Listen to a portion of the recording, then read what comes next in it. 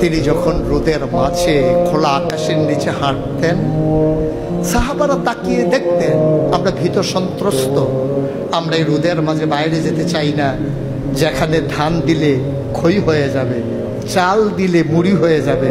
এ প্রচন্ড গরমের মাঝে তিনি হাঁটেন কেমনে? অবাক বিশ্বে উপরের দিকে তাকিয়ে দেখতেন নবী হেঁটে যায়, আর নবীর মাথার উপরে একটা মেঘের টুকরা ছায়া হয়ে হয়ে পাশে পাশে যায়।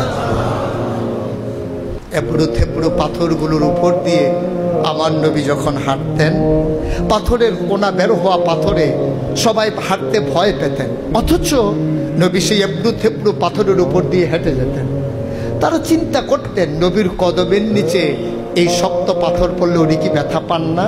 পরীক্ষা করার জন্যে পেছনে পেছনে অনেকেই দৌড়াতেন। দৌড়ে দৌড়ে নবীর কদম মুবারকের নিচে যে পাথর পড়ে গিয়েছিল ওরা হাতে তুলে দেখতেন নবীর কদমের সম্মানে শক্ত পাথর তুলার মতো নরম হয়ে গেছে। এ নবী আমার নবী, এ নবী আপনার নবী, এ নবী আমাদের নবী। আমরা প্রাউড ফিল করি।